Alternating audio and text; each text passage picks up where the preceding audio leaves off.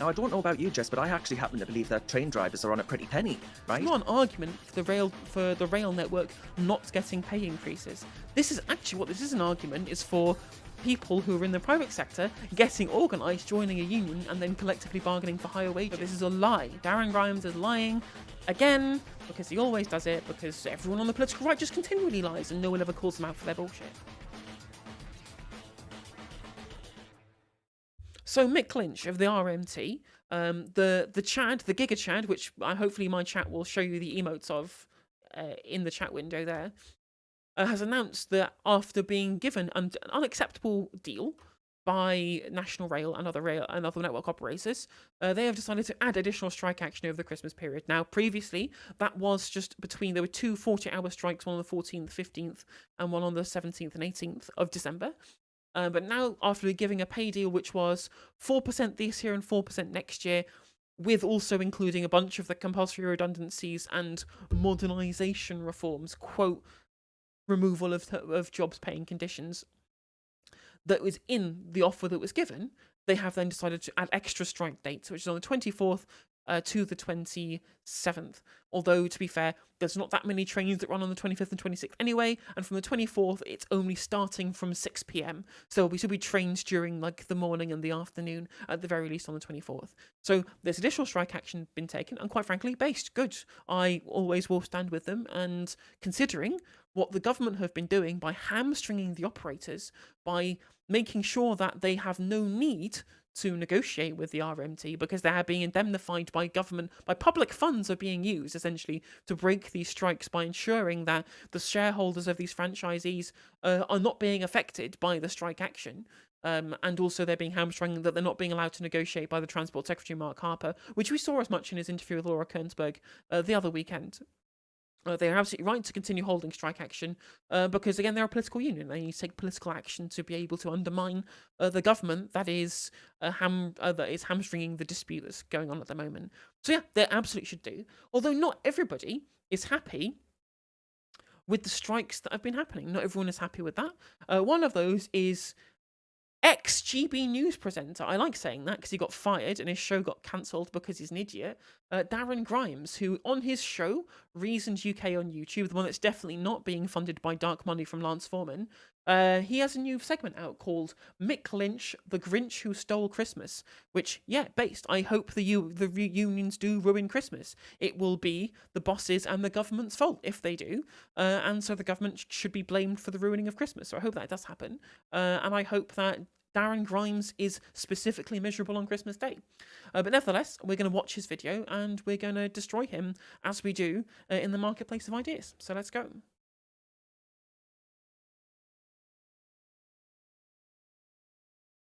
My name is Jess and this is Reason. Today I'm joined with political commentator and YouTuber Darren Grimes, and we will be discussing. Interesting that Jess is the one hosting this, considering that it's originally Darren's channel. Have they just made her the host and like, I'm inviting a guest on, the guy who set up the channel initially? I didn't want to do another response to Jess because I already responded to her twice, and so much so on the last video that I responded to her, she posted in the comments saying me saying certain things about her was mean because she had depression at the moment, which, to be fair, if you do genuinely have depression, Jess, I'm sorry. I hope things continue to get better for you. Almost an argument for funding mental health provision in the NHS, isn't it? But anyway, hopefully we'll get more input from Darren Grimes so I can respond to literally anybody else on this channel. Discussing the recent announcements of rail strikes along Christmas time. Darren, is Mick Lynch the Grinch who stole Christmas? It's good to be with you, Jess. Look, I think he actually is, to be honest, because I've had... Voice of Britain. Voice of Britain. The level to which these people have delusions of grandeur, I find incredibly amusing. No, you're just a random YouTuber, Matt. You're not on GB News anymore. You're just a random YouTuber now with less than 100k subscribers. I know I'm not in a position to talk because I have 1.4k subscribers. I'm a political minnow in comparison, but neither of us are the voice of Britain, Darren. I think that's a pretty grandiose term. So many people say to me, as you know, I used to work in London. I've got loads of friends in London who are all saying, how the hell am I going to get home, right? I was going to visit my family. How am I going to do that now? And actually, Jess, it's going to snow as well. So can you imagine? The trains already had the perfect excuse to be off work, because you know what it's like. As soon as a bit of snow hits the tracks, that's it for this country. We shut down shop. We say, no way, Jose. Unlike other countries, you look at Scandinavian countries, and they're out there with the snow shovel saying, nowt's a matter, nowt's a bother, and we shut down shop straight away. But no, look, I think actually he's made a massive mistake here, because Mick Lynch, about a month ago, was on the BBC's Newsnight show, and he said that he deliberately wasn't willing to have strike action over Christmas. He didn't want to deny people of Christmas. And if you think about it, that makes perfect sense. We haven't long come out of the lockdown madness, right? We haven't long seen off the last vestiges of the pandemic. And I mean, there is some truth to what Darren is saying here, and obviously Mick Lynch did say that he wanted to avoid there being industrial action over the Christmas period, and why he was specifically having his strike action in the week before, so that it didn't coalesce over these times.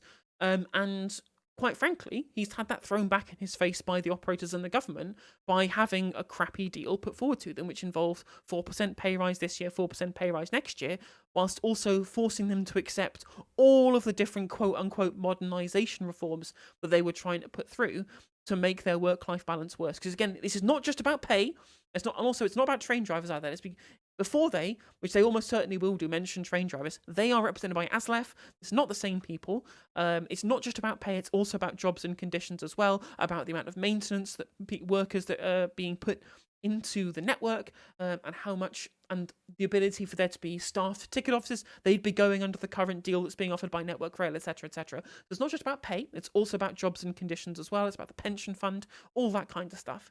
And so, yeah, it's clearly a pathetic offer, and the fact that he is being punished for his altruism that he was previously engaging in by avoiding the Christmas period by Network Rail, then these are going to be the people to blame when they have to take more drastic measures to be able to continue the dispute. And people just want a return to normalcy. They're going through pretty hard times at the minute economically, thanks in large part to that lockdown strategy. So people are saying, I just want to be able to see me family, hug me nearest and dearest close, gather round the turkey, have a good time, have some drinks, all the rest of it. And they're being denied that. And they're being denied that on the charge of, well, actually, an 8% pay increase isn't big enough. 4% this year, 4% next year. Inflation is 11% now, right? We do not know what the inflationary pressures are going to be like next year. So it's already a real terms pay cut regardless. And it will be possibly even worse real terms pay cut next year, considering that the BOE target for inflation is 2%, right? So that would mean 13% over the course of 2 years. So it's still 5% behind inflation by the end of next year if the Bank of England target is where inflation goes down to, which it might not even go down to. We're already facing the idea that it's possible that in April energy prices might rise yet again because of the end of the possible end of the energy price guarantee. We might have even further inflationary pressures then. So a 2-year pay deal that freezes them into continual real terms pay cuts, that's not exactly a really good offer, despite the fact that it's also not just about pay, it's also about jobs and conditions as well. Enough for train drivers. Now, I don't know about you, Jess, but I actually happen to believe that train drivers are on a pretty penny, right? If you consider that people... No worries, thinking saber catches. ...in the private sector who are being told again that they're not going to get a pay increase, actually they're experiencing a pay freeze, well, they're saying, well, how can it be right that, the taxpayer is expected to say to LNER, for example, which is the East Coast main line, which is owned by the taxpayer, to say, well, we've got to give train drivers more money, but don't think, Train drivers are not represented by the RMT, especially not on LNER. There are some tube drivers that are represented by the RMT, but especially on mainline trains and overground trains, these are represented by ASLEF. So this is a lie. Darren Grimes is lying again, because he always does it, because everyone on the political right just continually lies and no one ever calls them out for their bullshit. But also, second of all, he's also lying about the private sector. Over the past year, the average pay increase in the private sector has been 4%. Now, that has to come with the caveat that also includes people in the financial sector. When you exclude them, the actual pay increase over the past year has actually only been about 2.5%. So there's a disparity between the people who are getting the pay increases, and it's usually the rich people in the financial sector who have been getting those pay increases, right?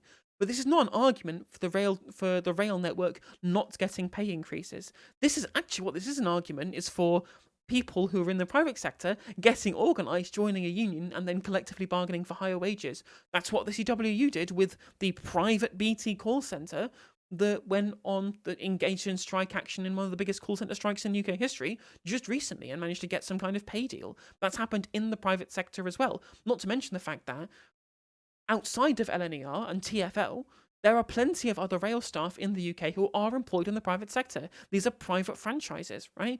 Obviously, it's slightly different in the way that they work. There are some, obviously, things like, when you look at things like Railtrack / Rail or whatever, there's some people who do have at least some amount of money come out of the taxpayer's purse.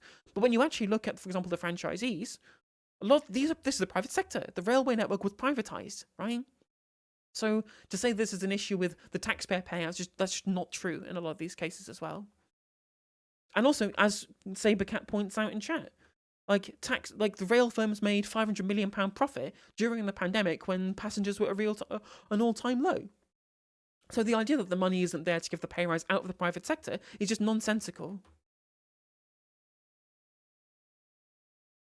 And you're right that there is an optics problem here. And I did say earlier, I agreed with Darren about this optics problem, that you need to look, unless you're looking at it through the right lens, it's very optically bad, right? When people are seeing their pay go down, that when they see they see their own Christmas being messed with, they're going to get upset. But the issue is, where should they direct their ire? Should they direct their ire to the people who are trying to make sure that they don't have their pay go down, at least not too much in real terms, etc., during this inflationary period?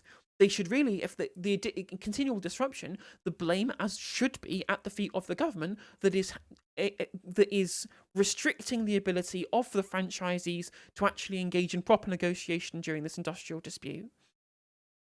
And what's the likelihood they're going to blame the train companies not paying their workers more than they themselves have got, rather than the workers' union chance their arm at their expense? I mean, I think it's been encouraging to see the amount of people who have been blaming the government, blaming the franchisees at the moment, right?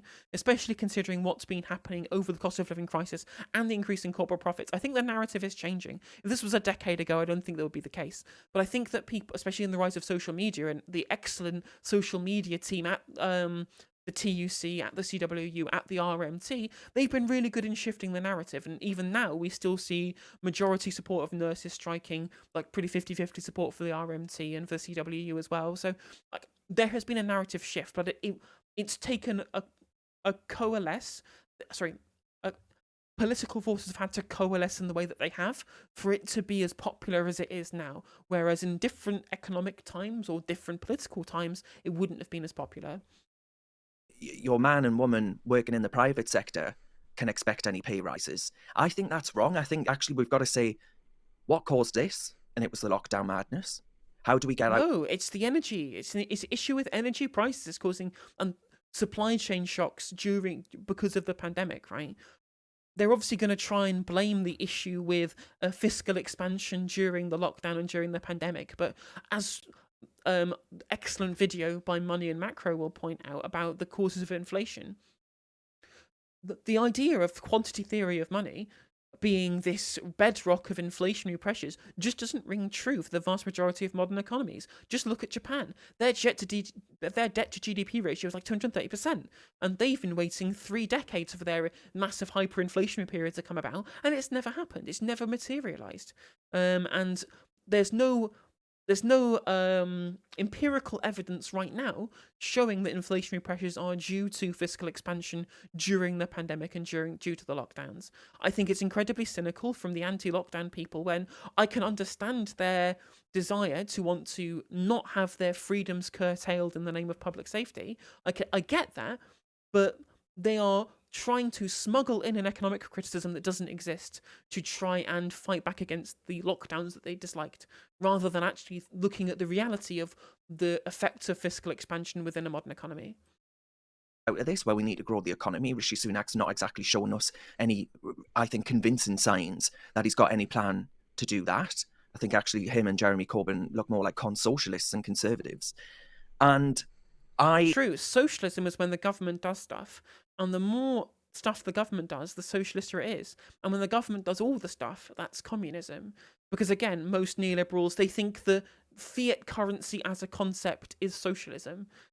When, anyone who has an ounce of understanding of political economy will understand that we live in a neoliberal economy. It's always been neoliberal for the past 43 years. Rishi Sunak's not a bloody socialist because he has engaged in literally any amount of fiscal expansion. No, 255, he is genuinely Geordie. Like he is from the northeast. It's not putting the accent on. I'm just not convinced by this. I think there is an argument, Jess, for nurses. I don't think we're paying nurses enough in this country, but I tell you what, if we stopped net zero... I agree with Darren Grimes on nurses' pay. What the fuck? What alternate reality have I stumbled into? Right, if we rolled back that madness, we'd have a pretty penny to give over to people like nurses, and that's what I'd like to see, but that's not going to happen anytime soon. The fact that we haven't gone for net zero is the cause of the energy crisis. The fact that we are so reliant on gas for our energy generation sector, at almost 40%, depending on the month of the year that we're currently in, that's the reason for a lot of the inflationary pressures. The fact that we haven't engaged in a bigger transfer towards greener energy, towards nuclear, the fact that nuclear energy got stymied by Nick Clegg in 2010, is that a lot of the reason why we're having such wild inflationary pressures right now, because of our reliance on the global wholesale gas, where the supply is being curtailed by the shut off from the gas pipelines from Russia. I'm so sick of the anti-net zero people just blatantly lying about the energy crisis, saying that it's the fault of green policy, when green policy would be literally the one thing that we could have done to avoid this in the first place. Both the Labour and the Conservative Party are basically applauding each other to see how green they can become. The only thing that's turning green is my skin colour at the actual... Kosor, thank you for the follow. Welcome to the Justice Stream. ...sight of how much money we're going to burn over this issue. So what should we do about this situation, about these strikes? Obviously, train drivers aren't the worst hit during this cost of living crisis. Of course, we'd train drivers are represented by ASLEF, not RMT. Shut the fuck up. Stop lying. All want a bit more money in our pockets, but I think there's a greater case to be made with nurses, for example. So how should Rishi Sunak go about it, and how do we deal with a situation like this? I think ultimately the solution has got to be a conservative one, right? It's got to lie in, and dare I say it, this isn't a popular view, but actually Liz Truss had some of the right answers. It seems mad to say, given that she lasted all of 2 minutes, but the solution's in actually ensuring Britain is a country that grows, ensuring that Britain is a country that has investment, which means that we have higher productivity. Right now, we're an international laggard as far as productivity is concerned.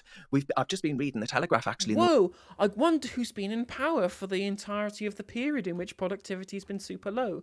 Wouldn't it be super weird if one party was specifically to blame for the economic situation that we're in? Was one comment piece in the business section saying Britain has become far too reliant on basically welfare and assuming that you can get something for nothing, becoming a something for nothing nation. Not true.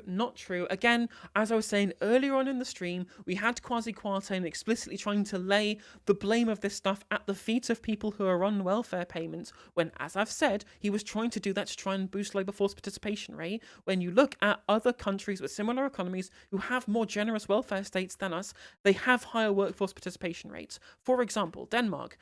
Better welfare policies, 10% more labour force participation rate that we do. The issue is the fact that work doesn't pay, so people don't want to work, because what would be the point when you get nothing out of it? There's no vocation, there's no careers. It's all casualised labour nonsense. And second of all, it's because of the fact that so many of the institutions that should be there to ensure that our workforce is fit for work, have been completely cut back by a decade of bloody austerity.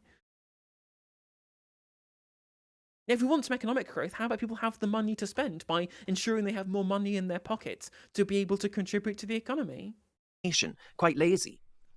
And I thought, well, it's a controversial view, but, the proof of the pudding is in the eating. I mean, the thing is, Seod, is that you didn't even have to open any more oil wells in the North Sea. All you had to do was fucking nationalise them so that we could then have it sold to our electricity generation sector at cost, rather than massively inflated global wholesale prices because of the war in Ukraine. And we're not getting much in the way of eating as far as the economy's concerned. We are lagging behind other like-minded, other similar nations of Also, interestingly enough, if you wanted to increase productivity, you could go to a 4-day week, which is shown to in the studies that have been done to increase productivity. But no, that's communism. That's fucking nouveau Bolshevism, because Jeremy Corbyn, the jam man, supported it. Therefore, it must be a bad policy. And also because these people have this ridiculous belief in the Protestant work ethic nonsense, which means that you can't work for a shorter period of time and it be more productive, because that just doesn't make sense in their brain, when unfortunately, these people just don't like evidence that contradicts their worldview, which is the case with regards to the 4-day working week making people more productive. a similar comparable, size and economy and all the rest of it. And there's got to be reasons for that. We've become a sort of sclerotic EU dirigiste economy, which says, right, well, there's no such thing as too much intervention in the labour market. Government should do more and more. Well, actually, no, because that's not the way you grow the pie, right? That's not the way in which you unleash the ingenuity and the selfless nature of those who are willing to take risks in the marketplace. That's how you actually get more money into the exchequer. But the lack of regulation has meant that we've had nobody taking risks. The lack of a proper welfare state is why people don't take risks in the economy. Because if they fail, they fall on the floor, right? You get far more innovation and far more will to be able to succeed in the economy in social democratic states with high welfare policies, or things like, I don't know, Marcora law, where people who previously would have been economically inactive can take lump sum of their benefits to be able to set up cooperative businesses, which have been shown by studies, again, to be more productive, resistant to price shocks, better in economic downturns, and better for maintaining labour force participation rate, because people are more likely to take pay cuts in cooperatives than to have people laid off, maintaining people within the workforce. Like, why is it that these people just don't understand or don't even read studies that contradict any of their worldview? And I don't know about you, but I feel like I pay far too much in the way of tax already. So we need to grow. Oh, wow. I can't believe that after removing every single alternate revenue source other than tax from the exchequer by privatising them, we now have to pay more tax for public services. Crazy, crazy nonsense. The pie. And I think that would be the solution to actually ensure people get higher wages. I do think there's something to be said for immigration as well, especially for the lower paid. And I know we're going to get onto that, so I'm not going to steal your thunder, but the immigration debate is one where you even had the Bank of England coming out and saying, well, there aren't any real benefits to mass migration to Britain, especially not for the lower. Unless, which is amusing, because that's what Liz Truss literally said would be able to increase economic productivity and economic growth. Liz Truss and Suella Braverman actually came at loggerheads because they both disagreed on immigration policy, because Suella Braverman wanted to be the person who courted the UKIP Nigel Farage vote, but Liz Truss is right about a single thing, and that is that population growth leads to economic growth, and that's why she wanted to be able to open the doors further for additional immigration. We are seeing labour shortages in certain sectors of the economy, which we need immigration to be able to fill those gaps. In the manufacturing sector, fruit picking. No one's picking any bloody fruit because people don't want to do it, but immigrants would do it. But we don't get any of them anymore because people are trying to be draconian in their immigration policy. And in fact, if you actually look at the statistics, right, Mariana Mazzucato has got good work on this, and then that is that immigrants do not suppress wages. If you have an additional population and use that to grow the economy, like immigration, like the amount of jobs in the economy or whatever, that is not a fixed amount, right? It is almost certainly proportional to the population, because immigrants are not only workers, they are also consumers. So by adding additional consumption into the economy, you then have more demand for products to be produced and sold, meaning there are then there needs to be more jobs available to fill to be able to meet that demand. As the economy grows, the number of available labour employment opportunities also grows. So that's why immigration doesn't actually suppress wages in the way people think that it does. The reserve army of labour theory, amusingly, originally posited by Marx, that these people are kind of relying on by sleight of hand here, only applies in a closed system. So that's why you see things like wanting to reduce welfare payments to force people back into the labour force, because they are now treated as the reserve army of labour. The amount of consumers hasn't changed, but the amount of people who are seeking work has then increased, which increases labour force, which increases competition in the labour force, and therefore drives down wages. Was paid for the least well off, because they're not experiencing investment in retraining, for example. That's, yeah, I mean, to be fair, 255, I'd like to see the source of the Bank of England saying that. Although I'm not going to accuse... I know Darren Grimes has lied a lot in this segment, but I'm not going to try and accuse that one being a specific lie, as I don't know either way. But I find it hard to believe, considering that, the economic evidence says to the contrary. In reskilling, in actually being introduced into the labour market because businesses and companies don't have any other choice. Right now, or what used to be the case, was they'd have a free-for-all, right? They'd be able to pick and choose who they wanted from the European labour market. An economy of a country, well, that's controversial. Imagine if it was a country, Jess, we'd be up Pooh Creek without a paddle, I tell you that. But a federal system, which it was when we were part of the EU, increasingly so, federalisation was definitely creeping in there. That's why I wanted us out. Thank God we did. But you had 500 million people to choose from. Any of those nations, any of those 28 nations, you could pick and choose from. So business was like the fat cat that got the cream. And it was increasingly becoming a fat cat, but we were getting none of the benefits. So I think all of those things... What's sad is he's probably right there, but the real people who were at the detriment of that was fucking Greece, not the UK. Actually are benefits of Brexit. They are benefits of Brexit that we can move away from being an EU model. I mean, right? That is true, Ziod. As the population increases, you do need to increase public service. But obviously, as the economy increases, also so does the amount of tax revenue that's generated, right? It's all proportional. But the issue is that as population has increased over the last 12 years, because Conservatives have done nothing to be able to curtail immigration, at least pre-Brexit, in the way that they said that they should have done, because, again, they also believe that the truism that immigration leads to economic growth. Their austerity cuts have ensured that the population increase has not then been also caught up by expansion in the public sector. So you are right there, but it needs to have a government in place that uses the economic expansion to be able to also put that back into public services to deal with the additional pressures that comes from a higher population. You are right there. Right, we can become more competitive. But I don't see any sign of that happening anytime. I've got to say, I'm going to sound like the most depressing man in Britain, and it's nearly Christmas, so I can't be that bad. But I do worry that we're not seizing the benefits of Brexit, and actually we're going to end up with the worst of all worlds, which is a sort of Labour Party in charge that says, Keir Starmer, he'll run anything and everything, which will just be a disaster. Do you think this should serve as a warning sign towards those who... Considering that Keir Starmer has broken literally all his pledges on nationalisation, I don't know where you're getting the evidence from, Darren. advocate for greater state expansion.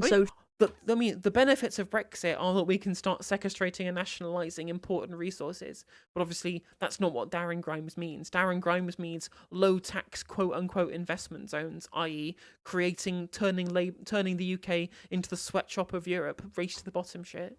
Socialism, nationalisation. After all, when public sector unions go on strike, they're striking against the taxpayer. If you go back to the 1970s, when British Telecom, BT, was owned by the taxpayer, you then have, and as we're finding at the minute, think of all the jobs that you've just mentioned there, nurses, doctors, ambulance drivers, firefighters, you name it, they're all saying, I'm going on strike, there isn't enough in the national pie to actually pay me a decent wage, I've had enough. And as I say, I think there are laudable arguments to be made that they are right in that. But you look back to BT as an example. In the 1970s, you had to call up BT if you had a phone line. If not, you had to go into, I believe it was your local post office you had to go into and say, I want a phone line installed in my building. Just it would take you 6 months. 6 months to have a phone line installed. When the phone line was installed, the wiring was so bad, it wasn't in keeping with the latest tech, right? It wasn't what the United States of America was experiencing, for example, that actually the line would erode. So the line would be rendered useless because of the rain pretty quickly. And the reason for the lack of technology, the lack of investment in the whole network was because it was state-owned. It was in state ownership. And there is only so much of that economic pie that can go... Yeah, true. Sure, maybe that was the case in the 1970s when, ADSL lines were commonplace when they were replaced, in the late 90s, early 2000s, right? The issue is that there is a happy medium between these two things, right? You can have state-owned enterprises which are majority share ownership of the government, which have some private investment which gets you the best of both worlds. Look at Equinor in Norway. It's only 70% government-owned, but it gives you the best of both worlds, where you get to grow a huge amount of sovereign wealth fund through the oil deposits in the Northern Barents Seas, for Norway, whilst also ensuring that things are working efficiently for the benefit of the 30% minority shareholders of the private sector as well. There's certainly a happy medium, and I am not. I to quote Keir Starmer, I think that you can be pragmatic with these kind of things, right? My ideology is one of effective utility, and I think that if you can get effective utility by having majority state ownership rather than entire state ownership, and if that gives you better results with regards to things like innovation and investment, then fair enough, whatever. I'm ambivalent to regards to how on earth we do that. But the total private ownership of a natural monopoly such as the phone lines has led us fucking nowhere, especially when you look at the way in which broadband works at the moment currently, when the whole country is fucking divvied up into certain areas so people don't compete. Because again, it is a natural monopoly, and the ability to be able to get a foothold as a startup is basically impossible at this point. Into things like telecommunications. Because actually, if you consider all of the things And also, yeah, that's true as well. Yeah, there was people would still share phone lines in the 1970s, right? Like that's 50 years ago, Darren. The economic and technological paradigms have changed greatly in these last half a century. that would be crying out at that time, and the 1970s is a good way of describing what we're currently going through, because that was a moment when we were experiencing basically a general strike. Just there were bodies that weren't getting buried, right? There were bin bags lined up on the streets, not being collected. London looked like a sewer. And you What's consider actually amusing is the Labour Party were the one who was fighting against the unions at the time. People talk about things like the winter of discontent being because of the union barons' grip over the Labour Party, when actually Callaghan explicitly tried to impose a 5% pay cap increase onto the unions, and then they engaged in wildcat strikes to try and overcome the Labour government that was trying to stop them from engaging in the strike action that they were engaging in, which is very amusing. all of that, and that comes down to the taxpayer. I think is the unburied bodies thing was a myth. My understanding was that people wrongly attribute it to the winter of discontent when it was happening at different periods in the 1970s. Maybe I'm wrong there though. The Chancellor saying to the taxpayer, well, I'm squeezing you for all I can. I can't get any more money out of the tax take. There isn't the money to put into BT. And then you look at what happened to BT when it was brought into when Margaret Thatcher's government said, right, well, there's no justification for the state owning British Telecom, so we're going to sell it off. And this all did off. And look at telecommunications now. Look at how many competing. Yeah, and our telecommunications is some of the worst in fucking Europe, right? We were one of the last people to get like fiber broadband in the European market. There was much better telecommunications infrastructure being laid by, for example, a state-owned company in Denmark, right? Again, majority state-owned rather than entirely state-owned. Again, I think that's a reasonable model to be able to look at. Businesses there are, how many innovators there are. I'm talking to you now from the northeast of England with 1 gigabyte. Well, yeah, because that was a result of like the barber boom, wasn't it, Sabercat? Right, 1 gigabyte. That's how fast my broadband is. That's incredible. And that's not through BT, it's through a competitor of theirs. And you think of the way in which mobile flourishing happened in this country. None of it through the state sector, all through the private investment. And I think the telecommunications sector is a really, really good example of competition in action, of competition, market competition. It's just not. Like they've formed natural monopolies and divvied up the country so that competition doesn't even happen. Like this is so ahistorical. Like I get your criticisms of British Telecom in the 70s, right? That's a reasonable criticism to make at that point specifically for that company and that industry at the time, given the technology that we had at the moment, right? And you're absolutely right. Like in the north of England, we're stuck with not as good broadband services. But again, as we have at the moment, we have it divvied up between different providers who refuse to compete with each other to try and fix the prices. This is nonsensical and just completely incorrect.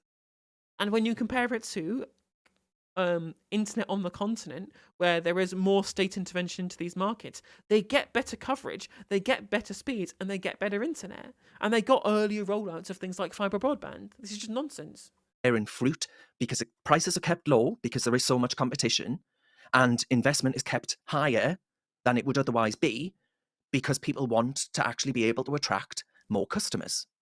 We've got the best of both worlds as far as telecoms is concerned, unlike the horrible picture that we had in the 1970s. But Jess, I'm afraid to say there's no one making that case. It's incredibly frustrating that he's comparing what we have now to the 1970s rather than comparing what we have now to what other countries have now, as if that's a reasonable comparison to be able to make based upon the technological advancements and the economic or this the economic structure that we have currently. It's incredibly disingenuous.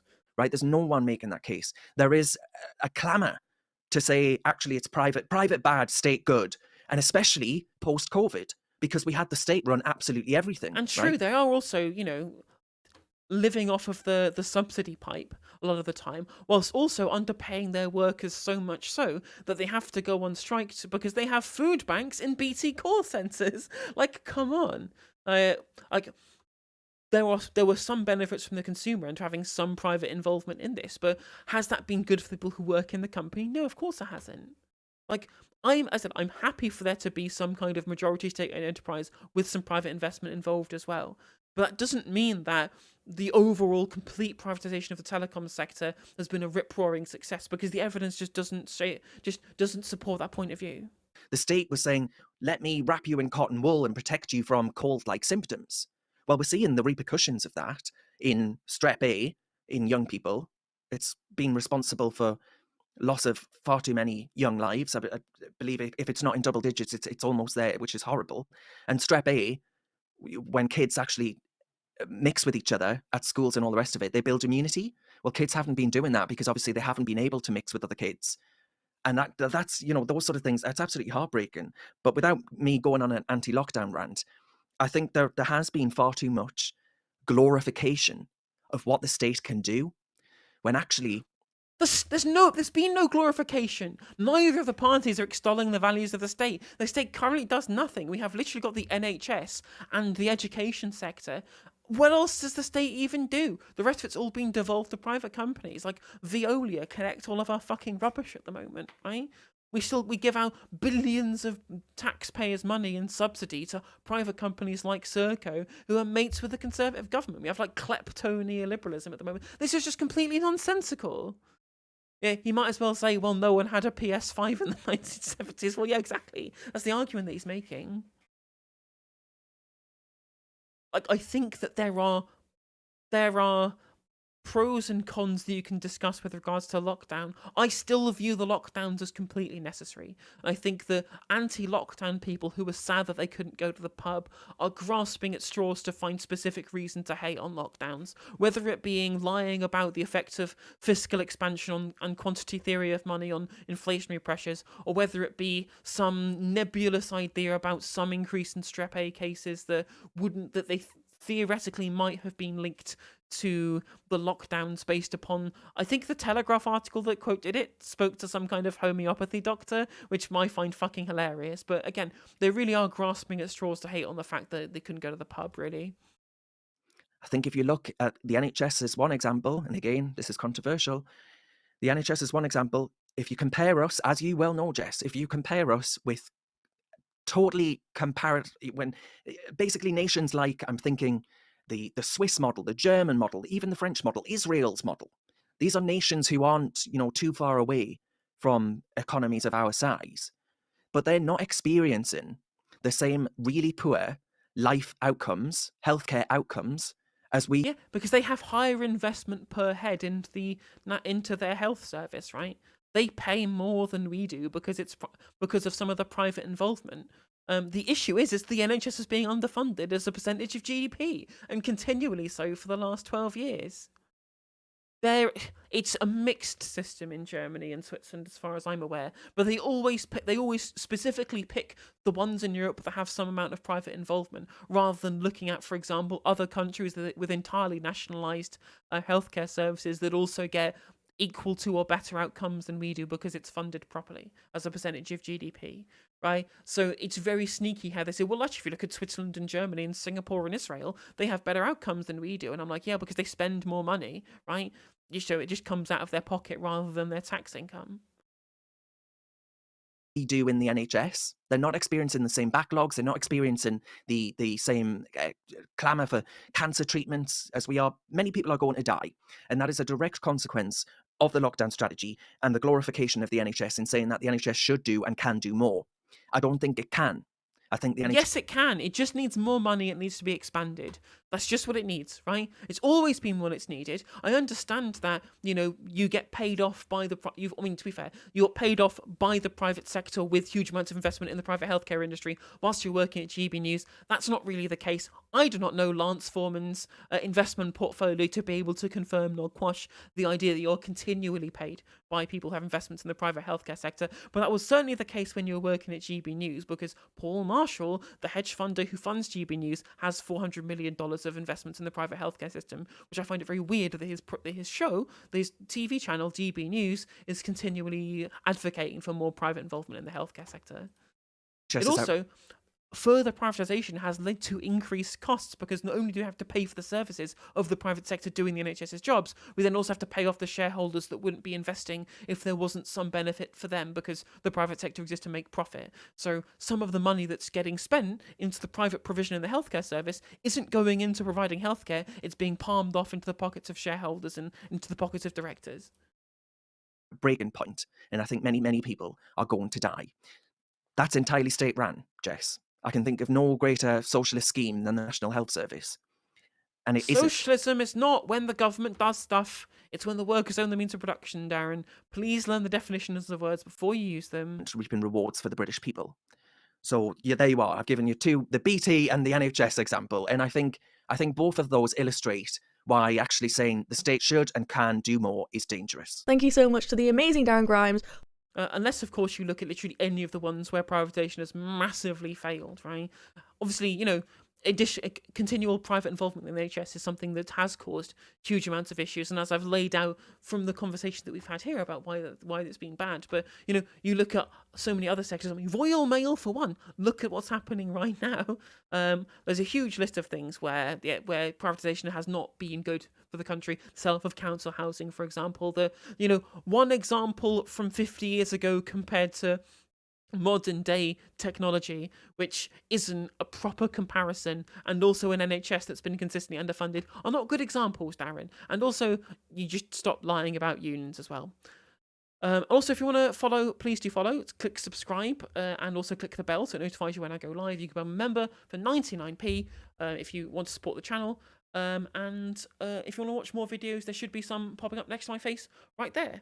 And I'll catch you on the next one.